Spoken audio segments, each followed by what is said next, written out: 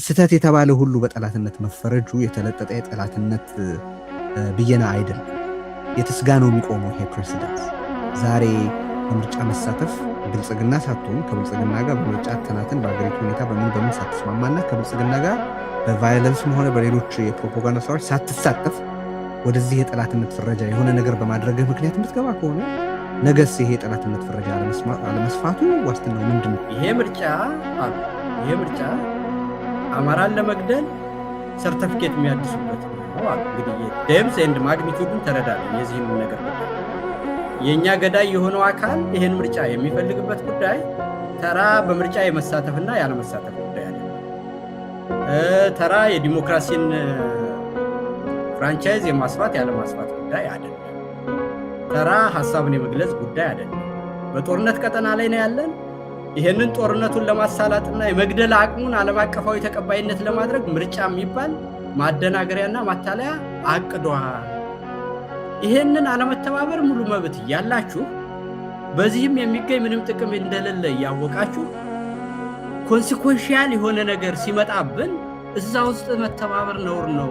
ይሄንን ካደረጋችሁ እሱን ተባበራችሁት፣ እኛን ለመገደል ጥይት አቀበላችሁ። በዚህ ትግል እኔ አላምንበትም፣ ስለዚህ ዝም ብዬ እቀመጣለሁ የሚል ሰው ለምሳሌ የተለጠጠ ትርጉም ከሄድክ እኮ መታገል እየቻልክ ብልጽግናን በዝምታ ኢኔብል እያረክ ነው ብለህ እኮ ልትከሰው ትችላለህ። የት ጋ ነው የሚቆመው ነው? አሁን የወጣው መግለጫ በነገራችን ላይ የት ተፈጻሚ የሚሆን ነው? የወጣው መግለጫ ፋኖ መድረስ በሚችልበት ቦታ ሁሉ መድረስ የሚችልበት ቦታ በየጊዜው የሚሰፋ የሚጠብ ነው እንደምታውቀው። እርምጃው እንግዲህ ምንድን ነው? በንብርክክ ማስኬድ ነው። አስረው ቆንጥጦ ጆሮ አሽቶ መልቀቅ ነው። ቁርሽነታችንን ባዶነታችንን ከዳንኤል ክብረት ብዙ የማንሻል ሰዎች መሆናችንን ያሳይብናል ማለት ነው። ቴዲ ዳንኤልን ከነሳ አይቀር እንደው ፖለቲካሊ ይሄ ዝም ብሎ የተናገረውን ነገር በተመለከተ በተለያየ ጊዜ ተነስቷል። ትላንትናም አንስቼው ነበር እኔ አንዳንዱ ፖለቲካሊ ግን ምን ማለት እንደሆነ ጥቂት አስተያየት ብሰጥበት እወዳለሁ። ማለት እንደዚህ ያለ በመላ ዓለም የተበተነ የተለያየ አመለካከት፣ ብሔር፣ ርዕዮተ ዓለም አካባቢ የመጣ በተለያየ አገርና አህጉር የሚኖር በርከት ያለን የህብረተሰብ ክፍል እንደዚህ በጅምላ መጥረግ ውስጥ የገባበት ፖለቲካዊ ምክንያት ይታያል። ይታየኛል። የሚታየኝ ደግሞ አንደኛ ድንቁርናና ደደብነት ዋናው የመጀመሪያው ነገር ሆኖ ይታየኛል። አንተ ጸብ እኮ ሁልጊዜም ይኖርሃል። በዲያስፖራ ውስጥ ጥሩ ያልሆነ አሉታዊ አመለካከት ሊኖርህ ይችላል። እውነተኛ ነቀፋም ሊሆን ይችላል። በራስህም ሂደት እንዲሆንልህ የምታስበው ሊሆን ይችላል። ግን ምንም ይሁን ምን ዓላማው ማለት ነው።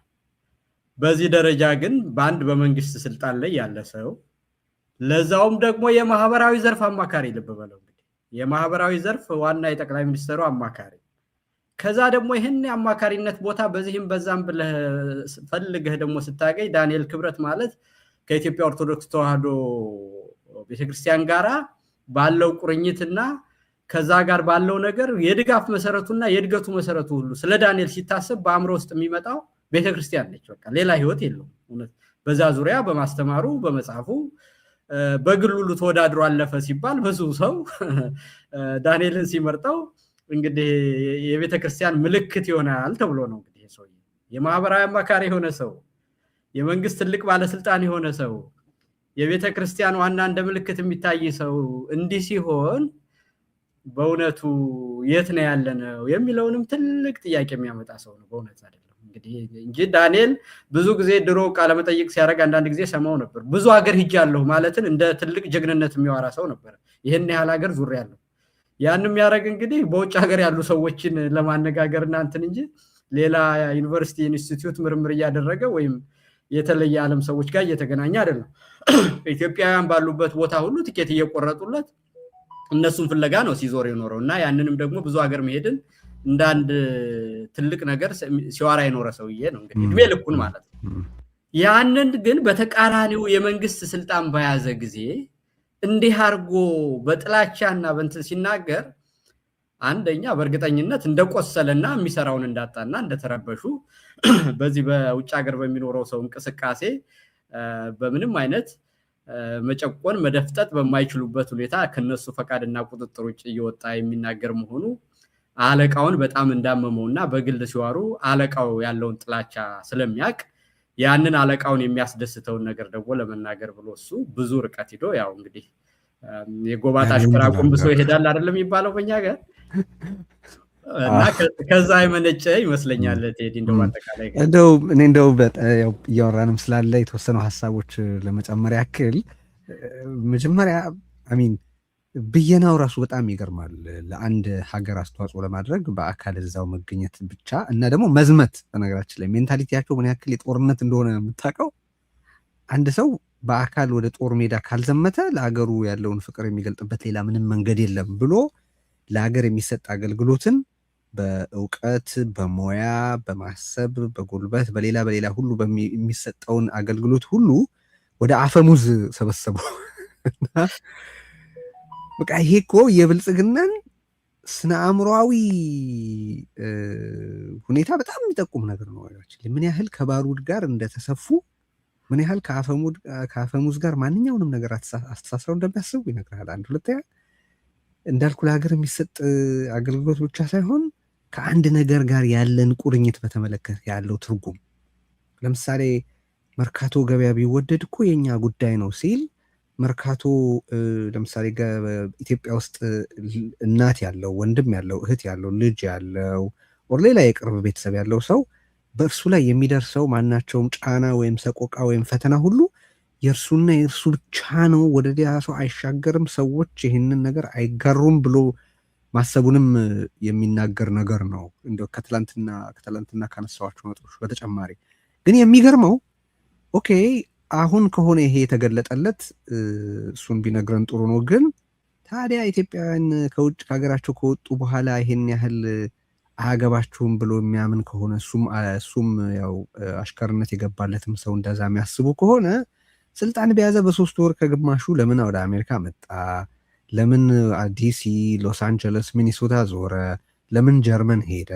ለምን ነበር ታዲያ የዚህ የዲፕሎማሲ ማዕከል በውጭ ያሉ ዜጎች ናቸው ምናምን ግብፅ ሄጄ የሆኑ ሰዎችን እንዲያረኩኝ በመካከለኛ ምስራቅ ለዜጎች ይሄን አረኩ እያለ ይደሰኩር የነበረው እና ሁሉም ነገራችን ላይ እኔ በአጠቃላይ በዚህ ልክ አገር ውስጥ እንዳለው ሁሉ ከሀገር ውጭ ባለው ኢትዮጵያዊ ዘንድ ያለው ተቀባይነት ቶታሊ መፈጥፈጡን ማመኑን ነው የሚነግረኝ። ሶ በጅምላ ጠረጋ በፈረጃቸው ዞሮ ዞሮ I have nothing to lose ኦልሬዲ አጥቻቸዋለሁ የሚል ግምገማ ላይ መድረሳቸውን ብቻ ነው የሚያሳየኝ እና ጋራለሁ ካልከው ጋር ማለት ነው። ይሄ አሁን የምንነጋገርበት ቀጥሎ የምናነሳው ነገር በኢትዮጵያ ውስጥ አሁን አገዛዙ በቢሊዮን ብር አውጥቶ ከሚተውነው ምርጫ ከተባለ ተውኔት ጋር የተገናኘ ነው እና እንዳልኩት ማርች 15 በአፋብን በኩል የወጣ መግለጫ በስፋት እያነጋገረ ነው። የፋኖ መግለጫ ብዙ ጊዜ ያነጋግራል። ብዙ ያው ይሄ የሚሆንበትን ምክንያት የአንድ አካል መግለጫ የሚያነጋግረው በነገራችን ላይ በዚያ መግለጫውን ባወጣው አካል ዘንድ ያለውን ሌቨሬጅ ኃይል፣ የእንቅስቃሴ መጠንና ስፋት የሚመለከት ነገር ነው። አንድ ግለሰብ የሆነ ቦታ ሆኖ ዝም ብሎ መግለጫ ቢያወጣ የሚያነበው የለም፣ ወይም ያን ያክል ትርጉም ያለው እንቅስቃሴ እያደረገ ያልሆነ ኃይል መግለጫ ቢያወጣ በመግለጫው ላይ ያን ያክል መነጋገር ይኖራል ብዬ አላምንም። ሰው የመግለጫዎቹ አነጋጋሪነት የሚመነጭበት ቦታ አለ፣ ምክንያት አለ ብዬ አስባለሁ እና ይሄ መግለጫ ግን በተለይ የሚያነጋግሩ ነገሮች አሉት ብዬ አስባለሁ እና በቀደመው ውይይታችን ባለፈው ሳምንት ስንነጋገር ይሄ በአሁኑ ወቅት በኢትዮጵያ ውስጥ በምርጫ እየተሳተፉ ያሉ ኃይላትን በተመለከተ እንዴት ነው መታየት ያለበት ብለን ተነጋግረን ነበረ። አሁን መግለጫው ላይ የወጣው በተለይ በመግለጫው በቁጥር 1 ላይ የሰፈረው ጥሪ ላይ ነው በጣም ሰፋ ያለ ሪዘርቬሽን ያለኝ። ወደሱ ከመሄድ በፊት ግን በአጠቃላይ ምርጫን በተመለከተ የተወሰደ አቋም አለ። ለዓለም አቀፉ ህብረተሰብ፣ ለመንግስት ሰራተኞች፣ ለጸረ ብልጽግና ኃይላት፣ ለኢትዮጵያ ህብረተሰብ፣ ለአማራ ህዝብ የቀረቡ ጥሪዎች አሉ። እነሱም በተመለከተ አጠቃላይ የመግለጫውን መንፈስ እስቲ በተመለከተ ያለህን አስተያየት ለወቅ ከጠቅል ነገር እንጀምርና ከዛ ትላንትናም ያነሳኋቸውና ዛሬ ለመነጋገራችን ምክንያት የሆኑትን ነጥቦች በደንብ ዲስከስ እናደርጋቸዋለን። መጀመሪያ ስለ መግለጫው ምን አሰብክ በጥቅል?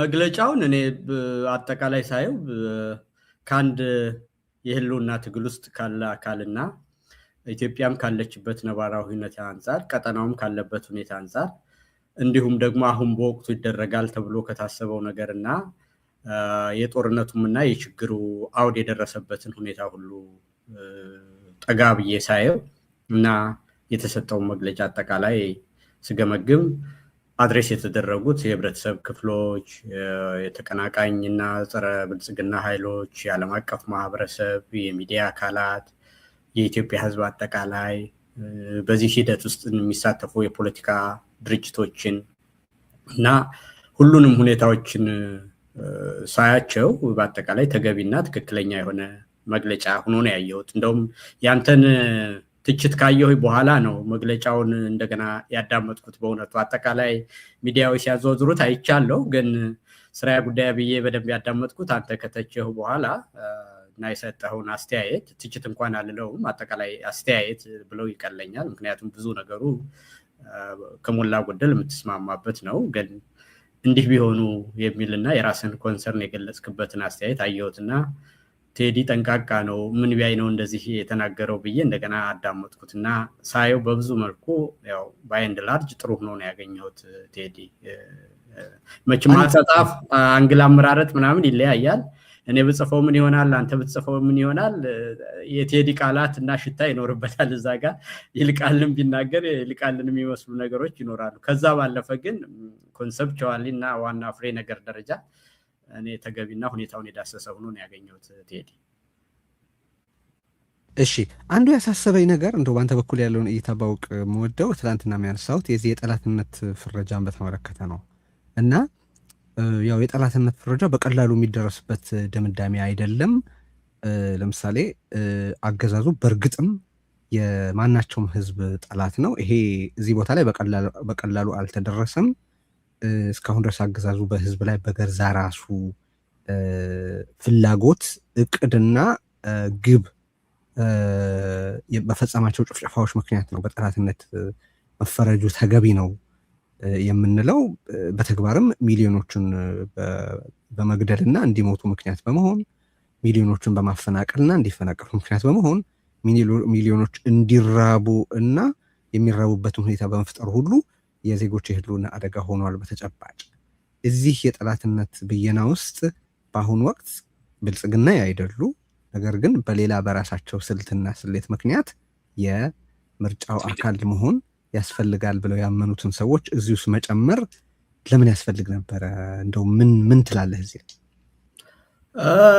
ቴዲ እንግዲህ በቅድመ ሁኔታ የተሰጠ ፍረጃ ነው። እንግዲህ እንዳልከው እኛ አሁን እዛ ውስጥ ነን፣ እነሱን ተክተን እንዲያ የምንል ሰዎች አይደሉም። አጠቃላይ እንደ ሀገር የሚወጣው መግለጫ ቅድም መግቢያ ላይ እንደተናገርከው ቴዲ ሁላችንንም የሚመለከትና አገሩም እንደ ሀገር ህልውና አደጋ ላይ እንደሆነ የአማራ ህዝብም ስፔሲፊክሊ አደጋ ላይ እንደሆነና የህልውና አደጋ እንዳለበት እኔም አንተም እናምናለን። አንድ ጤነኛ አእምሮ ያለው ሰው ሁሉ የሚያምነው ነገር ነው። ያንን በተመለከተ የሚሰጥ አስተያየት እና አጠቃላይ የሀገርን ሁኔታ ሁሉንም ኢምፓክት ስለሚያደርግ እኔም አንተም ከዛ ደረጃ ደግሞ በአዎንታዊ ነገሮች እንዲያልቁ ያለንን አስተያየት ነው እንጂ የምንሰጥ። እኔም የፋኖ ተወካይ ሁኜ እንደው የተሰነሱትን አስተያየቶች ሁሉ ዲስሚሲቭ ሁኜና እነሱን ፕሮቴክት ለማድረግ የማደርገው አስተያየት የለኝም።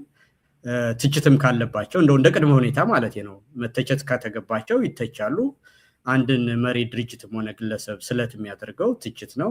እሱ ያላየውን ነገር ሌሎች ሲያዩ ወይም ሂውል ሻርፕን ሂዝ አርጊመንትስ ወይም ደግሞ እነዛ ነገሮች ትክክል እንዳልሆኑ አውቆ ትምህርት ይወስድባቸዋል ማለት ነው። ስለዚህ በዛ ደረጃ ያለን ነገር ለዛም የሚያበቃና የሚያስደነግጥ እንደው አንድ አካል ይከላከልልኝ የሚባልም ነገር ላይ አይደሉም። አትዘሲም ታይም ደግሞ ባሉት ነገር ላይ ራሳቸውም ኃላፊነት ወስደው ራሳቸውን እንደሚከላከሉ አልጠራጠርም ማለት ነው። ስለዚህ እኔ እናንተ የምናደርገው ውይይት ሰዎች እንዲረዱልን እኔ የማስበውና ቴዲ የሚያየውን ነገር አይተው የየራሳቸውን ግንዛቤ እንዲወስዱና በዚች ፓርቲኩላር ነገር ላይ እኔ እንደው የቴዲ ሀሳብ የሚሻል ይመስለኛል፣ ይልቃል የሚሻል ይመስለኛል፣ ግማሽ ከቴዲ ወስጃለሁ ከይልቃል ወስጃለሁ፣ ወይም ደግሞ ከሁለቱም የተለየ እኔ ያለኝ ብሎ ሰው የራሱን አስተያየት እንዲሰጥ እንጂ የመከላከልና የመደገፍ ፕሮ ኤንድ አጌንስት ውይይት አድርጋችሁ አትዩ። በምንም አይነት ያን የሚያስፈልግ ነባራዊ ሁኔታም የለም። እኛም በራሳችን ብዙ ኃላፊነት ያለብን ሰዎች ነን። እንደው እንደዚህ ያለው ግብግብ ውስጥ ለመግባትና እንደዛ አይደለም። ያጠፋን አጠፋ ማለት ነው የሚያሻሽልም ማለት ነው። በዛ መንፈስ ይውልን መጀመሪያ ኒውትራል ሆናችሁ አድማጮቻችን ይችን ማለት ፈልጋለሁ። እና ይሄንን ካልኩኝ በኋላ ቴዲ የዚህ የጠላትነት ፍረጃ የሚለው ነገር የመጣው ከቅድመ ሁኔታ ጋር ነው ማለት በምንድነው በሰላማዊ መንገድ ተመዝግበው ምርጫ የሚወዳደሩ ፓርቲዎች ጠላቶቻችን ናቸው አላለም መግለጫው። እኔ እንደተገነዘብኩት ማለት ነው ያለው ምንድነው አሁን ኢትዮጵያ በአጠቃላይም ሆነ አማራ ፓርቲኩላርሊ የጦር ቀጠና ሆኗል፣ የህልውና ትግል ላይ ነው ያለው። ይሄ አገዛዝና ስልጣን ላይ ያለው አካል ጨፍጫፊው ቡድን ምርጫ የሚለውን ነገር ያመጣው ለማደናገርና የአማራን ህዝብ የበለጠ ለመጨፍጨፍ ሰርቲፊኬት ለማግኘት ነው። የጭፍጨፋ ሰርቲፊኬት የደም ድግስ ነው ይሄ። ያንን የጭፍጨፋ ሰርቲፊኬት ለማግኘት በሚያደርገው የደም ድግስ ላይ መሳተፍ ገዳዮችን እንደመተባበር እንቆጥረዋለን። በዚህ ሂደት ውስጥ ከተሳተፋችሁና ገዳያችንን ለረጅም ጊዜ እንዲገል እድል የምትሰጡ ከሆነ ያንን ሂደት አጠቃላይ የህልውና ትግል ነው ያለብን ብለን ገምግመናል። የደም ድግስ ነው ብለን ገምግመናል። ይህንንም የሚያደርገው አማራን ለመጨፍጨፍ ሰርቲፊኬት ለማግኘት ነው ብለናል። በዚህ ሂደት ውስጥ እዚህ ግባ የሚባል ነገር ለማግኘት የማይቻልበት ምርጫ ውስጥ መግባታችሁ ይሄንን ስራ እና ይሄንን ድግስ ማድመቅ ስለሆነ ከገዳዮች ለይተን አናያችሁም። በጦር ቀጠና ውስጥ ሲተላለፍ እንዳገኘ ነው አካል አድርገን እርምጃ እንወስዳለን። ከዚህ ወደ ቤታችሁ ተቀመጡ። እንደውም የቻላችሁ እንደሆነ በሰላማዊ እምቢተኝነት ትግሉ ላይ እኛም እንደግፋለን፣ እንተባበር። ከዚህ ውጭ የሆነ ነገር ግን ለኢትዮጵያ ህዝብ የምታመጡት ጥቅም የለም፣ ለአማራ ህዝብ የምታመጡት ነገር የለም፣ ለድርጅታችሁ የምታመጡት ነገር የለም። አገሪቷም የምትገኝበት በዚህ ጉዳይ ነው ማለት እንግዲህ። ስለዚህ እነዚህን አካላት ትክክል አይደለም የሚያሰኝ አርጊውመንት ሊመጣ የሚችለው አንደኛ የደም ድግስ አይደለም ከተባለ፣ የደም ድግስ ላይ የደም ድግስ መሆኑ ከታወቀ ደም ድግስ ላይ ለምን አንድ ሰው ይሄዳል? የሰርቲፊኬት ወስዶ ሊደበድበን ነው ከተባለ አንድ አካል ደብዳቤ ጋር ለምንድን ነው የሚሄደው? ምን አጥቶና ምን ሊያገኝ ነው? at this point in time ሆነስቱ ነው አንድ ሰው ጉዳይን ከገመገመ። ሁለተኛ የሰላማዊ ትግል ማለት በምርጫ መወዳደር ብቻ ነው ያን ነገር። የጦር ቀጠና ላይ ነው ያለነው። ገዳያችን ሰርቲፊኬት ሊያድስ ነው። በዚህ ሂደት ውስጥ ከተሳተፋችሁ ወንድሞቻችን እዛ ጦር ቀጠና ውስጥ እንደገባችሁና ገዳይ እንደመተባበር እንቆጥረዋለን። እጃችሁን አንሱ። በሚወሰድባችሁ እርምጃ ኃላፊነት አንወስድም አለ። እንግዲህ እርምጃው እንግዲህ ምንድነው? በንብርክክ ማስኬድ ነው። አስሮ ቆንጥጦ ጆሮ አሽቶ መልቀቅ ነው።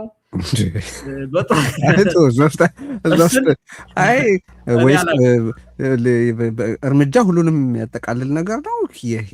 ከዚህ በፊት በጦር ቀጠና ውስጥ የተገኙ ሰዎች ያው ጦርነት ውስጥ ያሉ ሰዎች የሚወሰድባቸው እርምጃ እስከ ህይወት ማጣት የሚደርስ እርምጃ ነው። እሱ አሁን ማለት የተለጠጠ ትርጉም ያለው መሆኑ ፕራክቲካል ትርጉሙ የተለጠጠ መሆኑ ግልጽ ይመስለኛል። ግን መግለጫው ቃል በቃል የሚለው አሁን አንተም ቀደም ሲል እንደጠቀስከው በምርጫ ውስጥ መሳተፍ እና የአገዛዙን ምርጫ ማዳመቅ በጠላትነት የሚያስፈርጅ ነው፣ ልክ እንደ ብልጽግና የሚያሳይ ነው የሚል ነው። እኔ አሁን ችግር ያለኝ እዚህ ጋር ነው። ኦኬ የሆነ አካል በአማራ ህዝብ ላይ፣ በትግራይ ህዝብ ላይ፣ በኦሮሞ ህዝብ ላይ ወይ በሌላ በኢትዮጵያ ህብረተሰብ ላይ ተጨባጭ ህልውና አደጋ የመደቀን ሚና ሲጫወትና ከዛ በብዙ ያነሰ ያውም አከራካሪ የሆነ በሆነ ምርጫ በተባለ ፕሮሰስ ውስጥ በራሱ አስተያየትና አመለካከት በደረሰበት ድምዳሜ ምክንያት እዚህ ውስጥ እሳተፋለሁ በማለቱና እዛ ፕሮሰሱ እኔ እኮ ስህተት ነው ብዬ ነው ማምነው። ግን ስህተት የተባለ ሁሉ በጠላትነት መፈረጁ የተለጠጠ የጠላትነት ብየና አይደለም። የትስጋ ነው የሚቆመው ይሄ ፕሬሲደንስ። ዛሬ በምርጫ መሳተፍ ብልጽግና ሳትሆን ከብልጽግና ጋር በምርጫ ተናተን በአገሪቱ ሁኔታ በምን ሳትስማማና ከብልጽግና ጋር በቫዮለንስም ሆነ በሌሎች የፕሮፓጋንዳ ስራዎች ሳትሳተፍ ወደዚህ የጠላትነት ፍረጃ የሆነ ነገር በማድረግህ ምክንያት የምትገባ ከሆነ ነገስ ይሄ የጠላትነት ፍረጃ አለመስፋቱ ዋስትናው ምንድን ነው የሚለው በጣም ያሳስበኛል። እና እኔ ካውንተር ፕሮዳክቲቭነቱ ነው የሚታየኝ ልልህ ነው እያወራን ስለሆነ። ምክንያቱም ብልጽግና እውነት ነው ፋኖም ሌሎች ኃይላትም እየተፋለሙት ያለ በሁሉም አካባቢ በተጨባጭ ሞት እያመረተ ያለ አገዛዝ ነው። ከሱ ጋር በሌሎች ፓርት የሚተባበሩና ይሄንን ያገዛዙን የሞት ድግስ ኢኔብል የሚያደርጉ አካላት አሉ። ነገር ግን ምርጫ ውስጥ የራሳቸውን ሀሳብ ይዘው እዚህ ውስጥ መሳተፍና ሀሳባችንን ብንገልጽ ሪች አውት የማድረግ የሆነ እድል እናገኝ ይሆናል ብለው መሳተፋቸው ስህተትም ቢሆን ማለት ስህተት ነው ብሎ መከራከር የሚቻልም ቢሆን መተቸት ያለበት መሄስ ያለበት አለፍ ብሎም እንደውም ምናልባት መኮነን ያለበትም ሁሉ ሊሆን ይችላል። እዛ ላይ ምንም ችግር የለኝም። ግን እንደ ብልጽግና ነው የምናያችሁ። ዜርፎር ጠላት ናችሁ ማለት የአማራን ህዝብ የህልውና ትግል እንዴት ይጠቅማል የሚለው ነው ያልገባኝ። ልክ ነህ ቴዲ። አሁን እኮ ይሄ እንግዲህ እነሱ በግምገማቸው ቅድም ቃላቱንም ስሪያ ብዬ የጠቀስኩልህ this is a moment of truth የሚባለው በዚህ ሀገር ማለት ነው። ዋና ጉዳይ አንድ ነገር ከአንድ ነገር መታጠፊያ የሆነ ጉዳይ ነው። ይሄ ምርጫ አሉ ይሄ ምርጫ አማራን ለመግደል ሰርተፊኬት የሚያድስበት ነው አሉ። እንግዲህ የደምስ ኤንድ ማግኒቱዱን ተረዳልኝ የዚህን ነገር ጉዳይ። የኛ ገዳይ የሆነው አካል ይሄን ምርጫ የሚፈልግበት ጉዳይ ተራ በምርጫ የመሳተፍና ያለመሳተፍ ጉዳይ አይደለም። ተራ የዲሞክራሲን ፍራንቻይዝ የማስፋት ያለማስፋት ጉዳይ አይደለም። ተራ ሐሳብን የመግለጽ ጉዳይ አይደለም። በጦርነት ቀጠና ላይ ነው ያለን። ይሄንን ጦርነቱን ለማሳላጥና የመግደል አቅሙን ዓለም አቀፋዊ ተቀባይነት ለማድረግ ምርጫ የሚባል ማደናገሪያና ማታለያ አቅዷል። ይሄንን አለመተባበር ሙሉ መብት ያላችሁ በዚህም የሚገኝ ምንም ጥቅም እንደሌለ ያወቃችሁ ኮንሲኩዌንሻል የሆነ ነገር ሲመጣብን እዛ ውስጥ መተባበር ነውር ነው። ይሄንን ካደረጋችሁ እሱን ተባበራችሁት። እኛን ለመገደል ጥይት አቀበላችሁ። ይሄንን መንግስት ውሸቱንም ቢሆን እየተመረጠ በአፍሪካ ውስጥ ይሄን ያህል እዚህ ግባ የሚባል ምርጫ እንደማይደረግ ዓለም ያውቃሉ። ትንንሽ ቦታ ከተደረገ ልባቸው እያወቀ ሁሉ ይሄን መንግስት እንደተመረጠ መቁጠር የሚፈልጉ አይናቸውን ያወጡ ሃይፖክሪሲና ዳብል ስታንዳርድ የበዛበት ዓለም ነው። ለዛ እድል አትስጥ። ደግሞ እዛ ስትሄድ የምታገኘው ምንም ጥቅም የለም። ቱ ቢሆነስት እኛ መንደር መጣት እነሱ ስለዚህ ይሄ ሞመንት ልብ በል ቴዲ፣ የነገሩ ልክ ነው። ይዞት የሚመጣውን አሁን ጠላትነት ፍረጃው የመጣው በቅደም ተከተል በነገሩ ፋይዳ ላይ ነው። አሁን እዛ ላይ ካልሄደ እኮ በቃ እኮ ጠላት መሆን አይደለም ወዲያው ወዳጁ ነው። እሱማ ተቀበለ ነው የምልህ። ግን ፋኖ የኔን አመለካከት ያልተቀበለ ሁሉ ጠላቴ ነው ይላል አላለም? ያደለም እኮ እሱ ነው እኮ የምልህ። የዛ አይነት ትርጉም ያሰጣል እኮ ነው። የደም ድግስ ነው ይሄ እኮ ማግኒቱድ ነው። ምንም ጥያቄ የለውም። የደም ድግስ አገዛዙ ቆይ ንገር መፍጃ ፈቃድ ፈልጎ የሚያደርገው ነገር ነው እኮ። እዛ ላይ እኔ እናንተ ምንም ልዩነት የለንም። ነገር ግን የተሳትፎ መጠን ልዩነት የሚባል የለም እንዴ? እንኳን በእነዚህ ራሳቸውን ችለው በቻሉት መጠን በደከማ አቅማቸው ለመወዳደር የሚፈልጉ ፓርቲዎችን ተዋቸውና በብልጽግናና በነ ኢዜማ መካከል እንኳን እኮ የተሳትፎ መጠን ልዩነት አለ። በነገራችን ላይ ፖለቲካሊ እኔ እናንተ እነዚህ ሰዎች ብልጽግናን ኢኔብል እያደረጉ ነው፣ የብልጽግናን ትርክት እየሸጡ ነው። ዜርፎር ር ፓርት ኦፍ ዛት ፕሮጀክት ልንል እንችላለን። ግን የምር ነገሩን እንመርምረው ካልን ግን ብልጽግና በመፈጸም እነዚህ ሰዎች ደግሞ በማስቻል ነው የምንከሳቸው አይደል? ስለዚህ ኢቭን በብልጽግና ጎራ ውስጥ እንኳን የተሳትፎ መጠን ልዩነት አለ። በመፈጸምና በማስቻል የምንከሳቸው አሉ። አሁን እነዚህ ነጠል ብለው ከብልጽግና ጋር አይተባበሩም። ብልጽግና በሚተውነው ድራማ ውስጥ ግን ምናልባት የሆነች ጥቅም እናገኝ ይሆናል፣ ህዝባችንን እንደርስ ይሆናል ብለው ሲሳተፉ ደጋግሜ እንደምለው ሊተቹ ይገባል፣ ይችላሉ ሊሄሱ ኧረ እንደውም ሊኮነኑ ሁሉ ይችላሉ። እኔ አሁን ማሳሰቢያ እናሳስባለን ብሎ ቢቶ ይሄ መግለጫ መብቱ ነው ተገቢ ነው ነበረ። የጠላትነት ፍረጃ ግን የት ጋር ይቆማል ከዛስ የሚለው በጣም በጣም በጣም ያሳስበኛል። ኦኬ በዚህ ትግል እኔ ያላምንበትም ስለዚህ ዝም ብዬ እቀመጣለሁ የሚል ሰው ለምሳሌ በተለጠጠ ትርጉም ከሄድክ እኮ መታገል የቻልክ ብልጽግናን በዝምታ ኢኔብል እያረክ ነው ብለህ እኮ ልትከሰው ትችላለህ። የት ጋር ነው የሚቆመው ነው የምልህ። ይሄ ምንም የሚያስቆም አይደለም ቴዲ፣ የት ጋር የሚያስቆም አይደለም። ይሄ ፓርቲኩላር ኢንሲደንስ ቅድም አልኩ እኮ ብዙ የሚለጠጥም ጉዳይ አይደለም። ኢትስ ኤ ሞመንት ኦፍ ትሩዝ። ይሄ ሰውዬ ምርጫ ይሄን ሰውዬ ስልጣን ለማስወገድ ይሄን ብልጽግና እየሰሩ ያሉ ስልጣኑን በመቀጠልና በማስቀጠል ባለ ሲሪየስ ማተር ላይ ትልቅ ማግኒቱድ ያለው ትልቅ ዓለም አቀፋዊ ኢምፓክት ያለው ትልቅ የመቀጠልና ያለመቀጠል ጉዳይ ያለው ማድረግ ምንም ይሄ ነው የሚባል ጥቅም የሌላቸው በአሁኑ ሰዓት ምንም የማያገኙት ነገር በኢትዮጵያ ታሪክ ውስጥ አሁን ባለው ምርጫ ውስጥ ምንም የሚገኝ ነገር እንደሌለ ሰው እያወቀ እነሱ አለን ብለው ቢያምኑስ ነው የምልህ። ልክ አይደሉም። እንዴት በጦርነት ደረጃ ይኸውልህ፣ አንድ ካለ ደግሞ ኮንሲኩዌንሱ መቀበል ነው። ቴዲ ይኸውልህ ስላሰበ ይቀጣል ማለት ነው። አንድ ቲያትር ለአማራ ህዝብ የህልውና አደጋ ሳይደቅን መቼስ እንደምታውቀው ይልቃል ስቴት ፓወር የህልውና አደጋ አንድ አካል ኃይል ለህዝብ የህልውና አደጋ ሊሆን የሚችለው ማለት ተጨባጭ የሆነ የህልውና አደጋ ሊደቅን የሚችለው የስቴት ፓወርን ይዞ ወይም ነን ስቴት አክተርም ሆኖ ደግሞ የራሱን ኃይል አደራጅቶ በሆነ ህዝብ ላይ ተጨባጭ የሆነ የህይወት የደህንነትና የሌሎች ነገሮች አደጋ የሚያስከትል በሚሆንበት ጊዜ ነው ብዬ ነው የማስበው። እንግዲህ ያንተን ብዬና ትነግረኛለህ።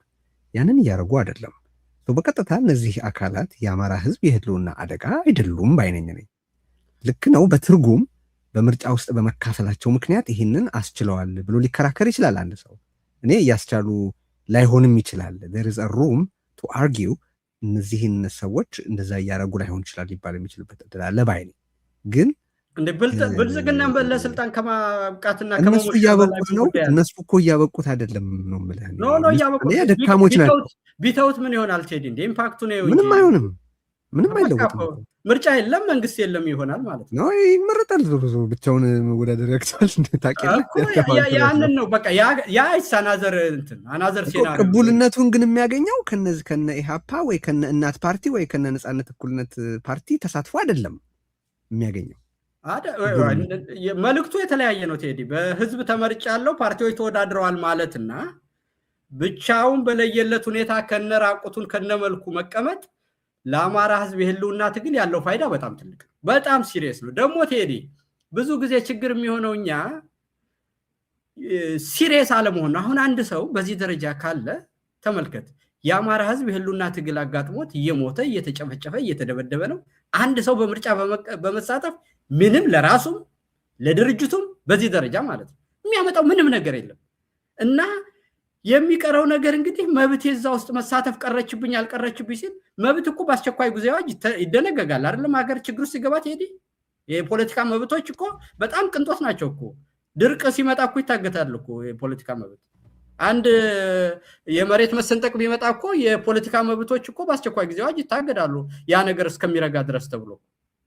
አሁን የአማራ ህዝብ የህልውና ትግል አጋጥሞት የደም ድግስ ኑሮ ለዛውም ያንን ሰውዬ የሚሞሽር ነገር ላይ አትሳተፍ፣ ተው አግጃለሁ። ምንድነው በአጠቃላይ እኮ በፋኖ ያስቸኳይ ጊዜ አዋጅ መሰረት ምርጫውን አግጃለሁ አለ። በቃ እንደው በቀላል ቋንቋ ምክንያቱም የደም ድግስ እየተደገሰ ስለሆነ ይሄንን የደም ድግስ ለማስቆም በፋኖ ህገ መንግስት መሰረት ያስቸኳይ ጊዜ አዋጅ አውጄ የፖለቲካ መብት አግጃለሁ አለ እና ይሄንን ድግስ ደግሞ እኮ የራስ መብት ማስከበር አይደለም። ይሄንን የደም ድግስ በማገዝ ረገድ ላይ ትንሽ ስለሆነ አስተዋጽኦ እንዴት ጠላት ትለኛለህ እንዴ? ሊገለይ ሰርቲፊኬት እየፈለገ ነው። ተዋት ሂድ ተባለ። ያሰውዬ ሲሄድ ደግሞ የሚያመጣው እኮ ምንም ነገር ሳይኖር ነው የሚደንቀኝ እኮ። እሱማ እኮ እንዳልኩ እኔም የምስማማበት የኛ እምነት ነው። የኛ እምነት ነው። እዚህ ምርጫ ላይ ማጀብ ምንም ፋይዳ የለውም። እኔ እናንተ በሚለው እንስማማለን አይደለ? እኔ እነዚህን ሰዎች መብት በተመለከተ የምከላከለው ሀሳባቸውን ስለምስማማበት አይደለም፣ ግን ብዙ አንድምታዎቹ ስለሚያሳስቡኝ ነው። አንደኛ አገዛዙን ሲንግል አውት ማድረግ እየተቻለ ለምንድን ነው ሌሎችን ኃይሎች በስጦታ ወረቀት ጠቅልለን የምንሰጠው? ለምንድን ነው እዛ አገዛዙ ብቻ ሊገኝበትና የቅርብ ተባባሪዎቹ ብቻ ሊገኙበት በሚገባው ጎራ ውስጥ ሌሎችን ጠቅልለን ገፍተን የምናስገባቸው የሚል ኮንሰርን አለኝ። ሁለተኛ ደግሞ ይሄ የተለያየ ሀሳብ እኮ አለ በሀገር ውስጥ። አንድን ጉዳይ የሀሳብ ትግል የለም። አሁን የፖለቲካ ትግል የለም። የአማራ ህዝብ የህልውና አደጋ ገጥሞታል ብሎ ማመን እኮ አቋምም ሀሳብም ነው።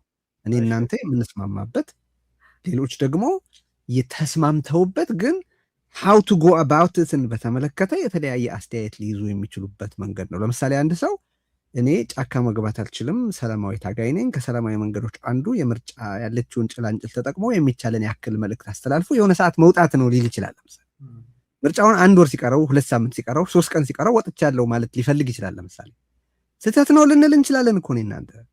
ያ አካል ግን እኔ ማድረግ የምፈልገው ይሄንን ነው። ከብልጽግና ጋር አልስማማም፣ ብልጽግና አልተባበርም። በሀገሩ ያለው አደጋ ይገባኛል። በምርጫ ችግሩ እንደማይፈታ አውቃለሁ።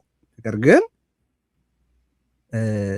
ያለችውን እድል ተጠቅሜ መልዕክት አስተላልፌ እወጣለሁ ቢል ስህተት ነው ብለን ስንታቸው መዋል አለብን። ስህተት ነው ብለን ካመነን ችግር የለኝም። እኔ ግን ጠላት ነው ማለት ግን አደገኛ ነው ባይ ነኝ። ወደ ሌላ ነገር ከመሻገራችን በፊት አስተያየት ስጥባትና ሌላ ጥያቄ። በአጭር አነጋገር ጠላትነት የመጣው አይለጠጥ። እኔም አሁን የኢትዮጵያውያን እኮ ከልክ በላይ ኤክስትራ ኮሽስ እንደው ቴዲ አንተ ብቻ አስተሳሰብ ሳይሆን ይሄ በብዙዎቻችን ውስጥ እያንዳለጠን የምንገባበት በወል ስነ ልቦናችን ውስጥ ያለ አስተሳሰብ ነው ብዬ አስባለሁ።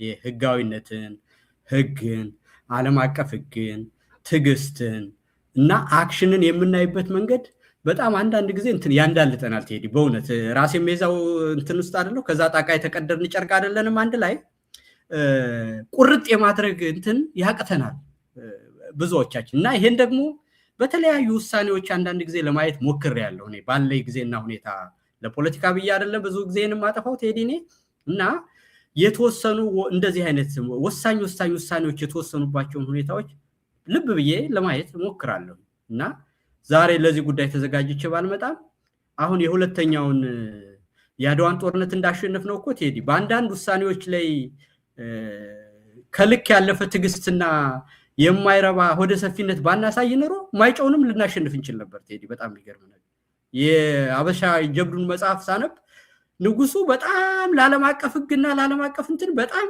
እንደው ነፍሳቸውን ይማርና ከፕሮፌሰር ከጋሽ መስፍን ጋር ተወያይተንበታል። ያን የአበሻ ጀብዱን መጽሐፍ ካነበብን በኋላ እንደው እንዲህ ሰውዬ በስንት ነገር ነው የሚወቀሱት እያልን አስታውሳለሁኝ። በቃ ሁሉ ነገር ተዋግተው እዛ ድረስ ሂደው ምን አድርገው ግን የዓለም አቀፍ ህግ የሚባለው ነገር በጣም በአእምሯቸው በሰፊው የተቆጣጠረ ነገር ነበረ። ንጉሱ አፄ ኃይለ ሥላሴ አዶልፍ ፓርልሳክ ሲጽፈው ነገሩን እኔ ገባኝ። ንጉሱ በወቅቱ በነበረው የሊግ ኦፍ ኔሽንስ ላይ የነበራቸው ቅጥ ያጣ እምነት ነው። እሳቸው ኢን ዌይ የዓለምን ፖለቲካ በማንበብ ረገድ አክቹዋሊ የኃይላቱን አስተላለፍ ባህሪያት በመረዳት ረገድ ገደብ እንደነበረባቸው ነው እኔ የምረዳው። እሱ ነው የምለው። አሁን ይሄ ማለት ኦሬዲ በሌሎች ኃይላት ዘንድ እነዛ አሁን የምንጠቅሳቸው ፓርቲዎች ለምሳሌ ስለ ፋኖም ሆነ ስለሌሎች ጫካ ስለገቡ ወይ የትጥቅ ትግል እያካሄዱ ስላሉ ለህብረተሰባችን እንቆማለን፣ ህብረተሰባችን ከህልውና አደጋ እንታደጋለን ለሚሉ ኃይላት እኮ በጎ አተያይ እኮ ነው ያላቸው። ማለቴ እንረዳቸዋለን፣ ተገደው ነው የገቡት፣ ችግሩ ፖለቲካዊ ነው፣ በኃይል አትፈቱትም እያሉ እኮ ይናገራሉ። የለም ቴዲዬ እንደው ለምን አይደረግም? ይኸውልህ ላቋርጥህና አሁን እኮ የአፄ ኃይለ ሥላሴንም የንጉሱንም አስተሳሰብ ስነቅፍ በቲንኪንግ ባተርን ነው። መቼም ዛሬ ኑሮው አይደለም ምን አይደለም ለመማሪያ ነው አይደለም። በማይገባው ነገር ላይ ያልተገባ ጦርነቱ ላይ ትኩረት ማድረግ ነው ያለባቸው። ደግሞ እኮ የሊግ ኦፍ ኔሽን ውስጥ ሁሉ እኮ የገባን ቴዲ እንደው ጠጋ ብለህ ብታየው በእንግሊዝና በጣሊያን ሽኩቻ ውስጥ በነበረ ሁኔታ ውስጥ በኃይል አሰላለፍ ውስጥ እንጂ ባርባሪክ ናቸው እዚህ ቦታ መግባት የለባቸውም ሁሉ የሚል አስተያየት እኮ ገና ኋላ ቀር መንግስት ነው ተብሎ ሁሉ ተነስተናል። እንዲህ አድርጎ የሚያይህን ነገር አንተ ጭብጥ ብለህ ጦርነትን ማሸነፍ ነው ያለም ህግ እያልክ ራስህን በሚያታለል ነገር ማግባት ነው። ማይ ፖይንት ይሄን አየሁልህ።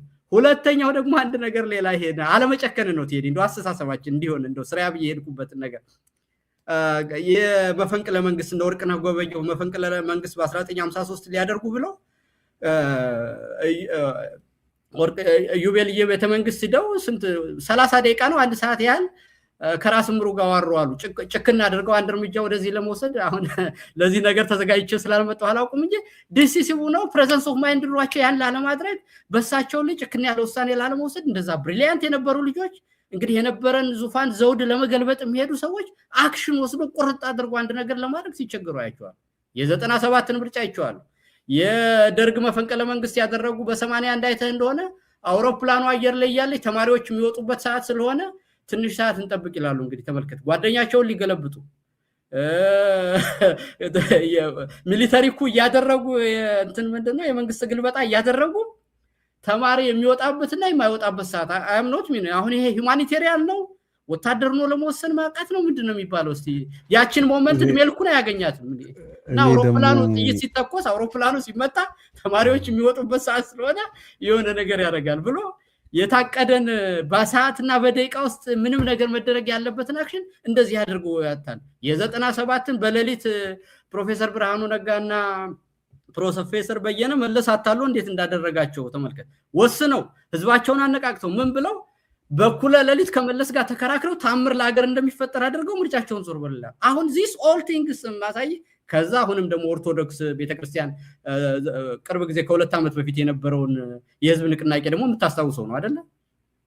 እነዚህን ሁሉ ነገሮች ቴዲ ልብ ብለህ ካያቸው የሚያሳዩት በማይገባ ነገር ላይ የተለጠጠ ሐሳብ እየወሰን ስለ ቲንኪንግ ፓተርን ነው ማለት።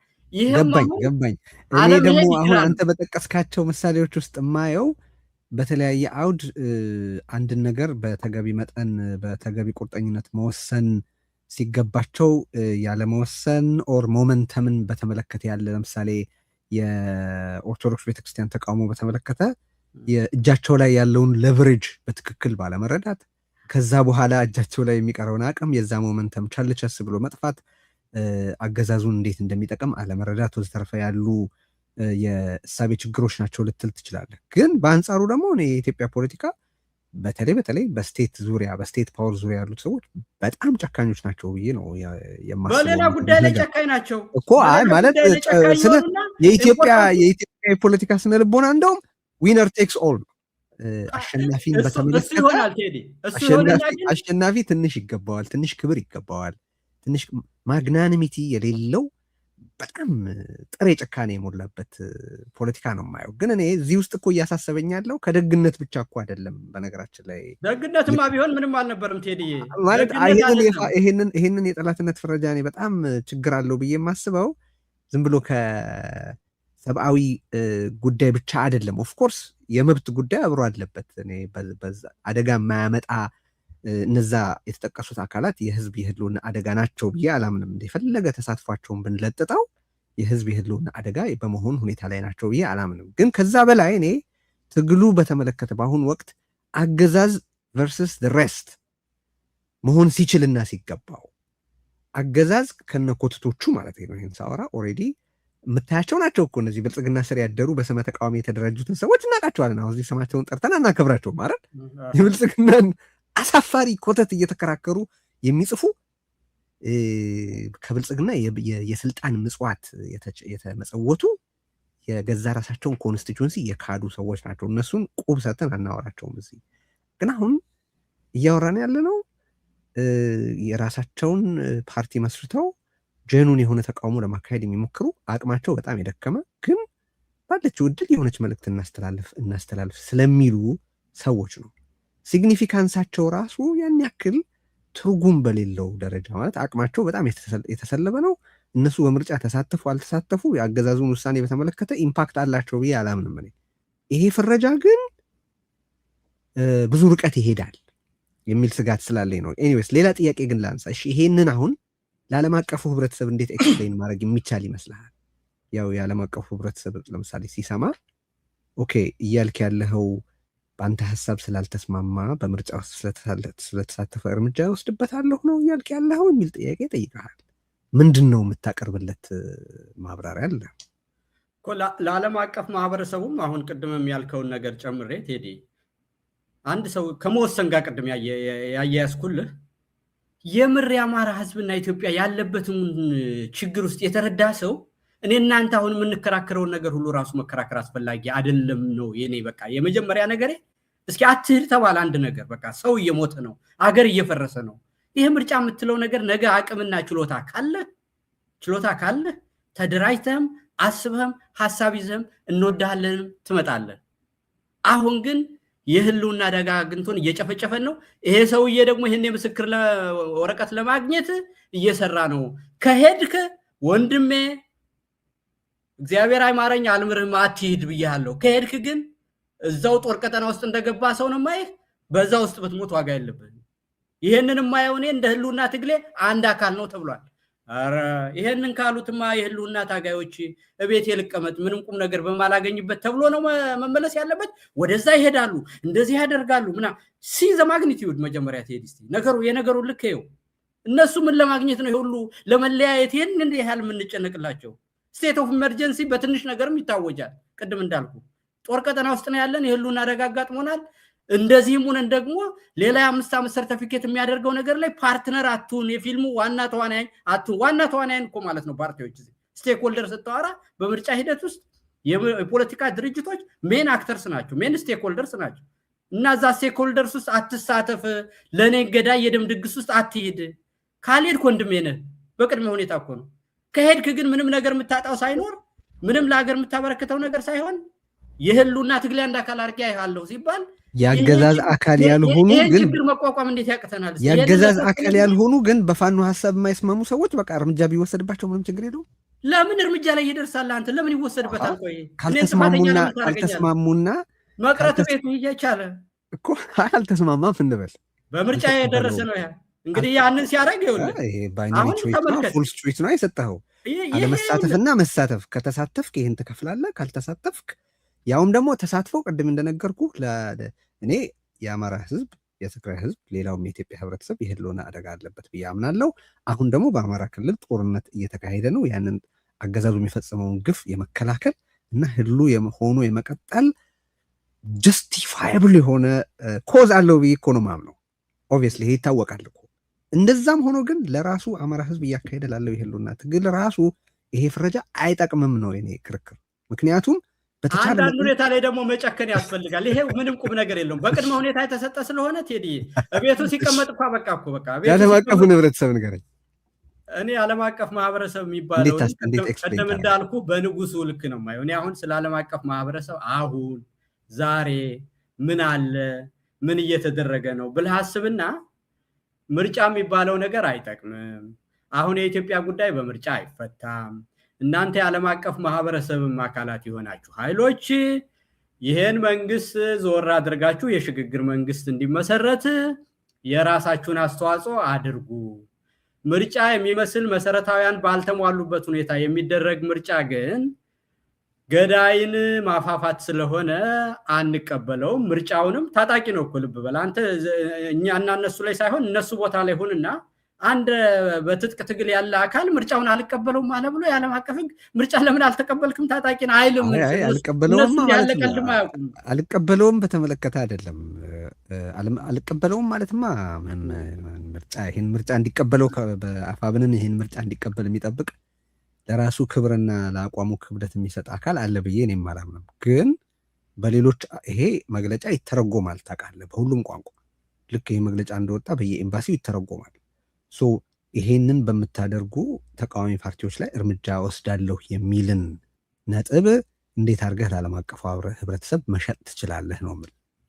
እኔ ስቴት ኦፍ ኢመርጀንሲ አውጃለሁ። አብይ እኛን ለመግደል በአማራ ህዝብ ላይ ስቴት ኦፍ ኢመርጀንሲ የትም ቦታ አውጆ ሲገለን ምንም አላረጋችሁልንም፣ ምንም አላረጋችሁ። አሁን ደግሞ እኛን ለመግደል፣ ለማታለል፣ እኛ ጋር ለመድረስ፣ ለመሰለል ምርጫ የሚባል ድግስ ይዞ ወደኛ መንደር መጥተዋል። እዚህ ጦር ቀጠና ውስጥ ምርጫ የሚደረግበት ነባራዊ ሁኔታ ላይ ስላደለ የፖለቲካ መብቶች ደግሞ የሚመጡት ሰው ከኖረ በኋላ ስለሆነ መኖር ስለሚቀድም መኖራችንን አደጋ ላይ በወደቀበት ሁኔታ ምርጫ የሚባል ነገር አንፈቅድም፣ አናደርግም። ይሄንን ተላልፎ የሚያደርግ ሰው ውስጥ በጦርነት ቀጠና ውስጥ እንዳለ ስለምንቆጥረው እርምጃ እንወስዳለን አለ። ስለዚህ እናንተ የጦር ቀጠና ውስጥ ብትገኙም ምርጫ ሲደረግ የሰብአዊ መብት አክብሩ የሚል የዓለም አቀፍ ሰው አንድ ሰው እንደማይመጣ እርግጠኛ አለ። በነገራችን ላይ ለምን መሰለ እርምጃ የምትወስድባቸው ሰዎች የታጠቁ ሰዎች አይደሉም። አንድ ሁለተኛ ደግሞ እነዚህ ተቃዋሚዎች እኮ ብቻቸውን ይመጣሉ እንዴ? የብልጽግና ሰዎች ጋር እኮ ነው የሚሄዱት እኮ። በዓለም አቀፉ ህብረተሰብ አይን ያቸውና እነዚህ ፓርቲዎች እኮ ኦልሞስት ነን ኤግዚስተንስ በሆነ የፖለቲካ ምህዳር ውስጥ የሚችሉትን ለማድረግ የወሰኑ በምርጫ ፖለቲካ የሚያምኑ ታጋዮች ወይ ተቃዋሚ ፓርቲዎች፣ ሲቪል የሆኑ ተቃዋሚ ፓርቲዎች ተደርገው ነው የሚታዩት። ማለት እንደዛ እኮ ነው የሚታዩት። በኢትዮጵያ ያሉት ኤምባሲዎች በእርግጠኝነት መገመት እችላለሁ ከተቃዋሚ ፓርቲዎች ጋር ልክ ከዚህ በፊት በቅንጅትም ጊዜ በ2002 ምርጫ ከዛ ፊትም በነበሩት ላይ እንደሚደረገው ኢንጌጅ ያደርጓቸዋል ኤምባሲዎች። ምንድነው ያለባችሁ ችግር፣ ምን እናርግላችሁ፣ እንዴት አይነት እንቅስቃሴዎችን ይሏቸዋል። የሚታዩት በምርጫ እንደሚካፈሉ የፖለቲካ ምህዳር በሌለበት ሁኔታ እንደሚጣጣሩ ሲቪል ተቃዋሚ ፓርቲዎች ነው። በእነዚህ ላይ እርምጃ ወስዳለሁ ማለትን እንዴት አድርገህ ተቀባይነት ያለው ማድረግ ትችላለህ? በምርጫው የሚሳተፍን እኮ ነው። ብልጽግና ጋር ጦርነት ላይ ናቸው። ብልጽግና ጦርነት የሚያካሂደው መንግስት ነው። ምርጫ ቦርድ አቋቁሞ ፍርድ ቤት አቋቁሞ የምርጫ አስፈጻሚ መስርቶ ከዛ በኋላ ደግሞ ይሄን ሁሉ ሎጂስቲክ የሚያደርገው መንግስት ነው። ስለዚህ በመንግስት ላይ መተኮሳችንና ጦርነት ውስጥ መግባታችን የሁሉና ትግላችን የተለመደ ነው። በዚህ ሂደት ውስጥ እየተልከሰከስክ አብሬ እመጣለሁና ሳንቲም አገኛለሁ ብለህ መንግስትን ለመሾም ካደረገ ውርድ ለራስ ነው ብለናቸዋል። ስቴት ኦፍ ኢመርጀንሲ አውጀናል።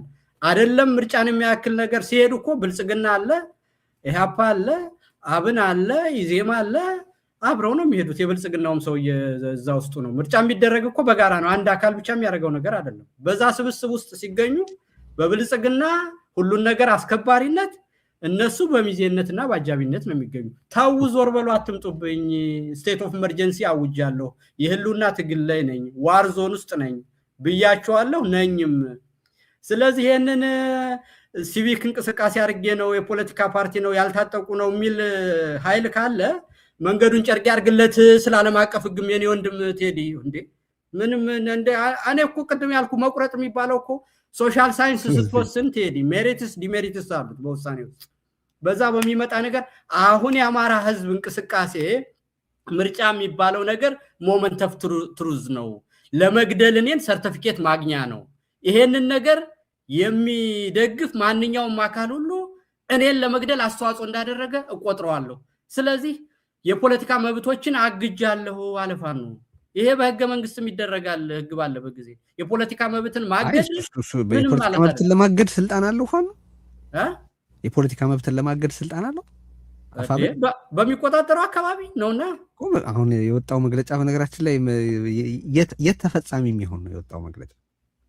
ፋኖ መድረስ በሚችልበት ቦታ ሁሉ መድረስ የሚችልበት ቦታ በየጊዜው የሚሰፋ የሚጠብ ነው እንደምታውቀው። ስለዚህ መብት አዋጅ አውጆ መብት አግጃለሁ ማለት መቻሉን እርግጠኛ አይደለሁም። ግን ኦልሬዲ ማድረግ በተግባር ሊያደርገው አይችልም ወይ? ለምሳሌ በአማራ ክልል ፋኖ እያደረገ ማነው አፋብን እያደረገው ባለ እንቅስቃሴ ምክንያት ምርጫ ሊካሄድ የማይችልበት ፕራክቲካል ሁኔታ ተፈጥሯል ማለት ምርጫ አይካሄድም። የነገሩ ማግኒቱድም አንዳንድ ሰው ሳይረዳ የሚኖረውም እሱ ይኸውልህ ፖለቲካል ኢምፓክትም አለው እኮ ቴዲ። ሲሪየስ ማተር ነው። እኛ የምናደርገውን ነገር በዚህ ልክ ተረዱት ነው እንጂ አሁን የሚገደልም ሰው እንደማይኖር የተለየም ነገር እንደማይፈጠር 100% እርግጠኛ ነኝ። እኔም ስጋቱንም እንደቁም ነገር ማልቆጥረው ቴዲ። ለምን ይሄዳል አንድ ሰው? አይሄድም መጀመሪያውንም እሱ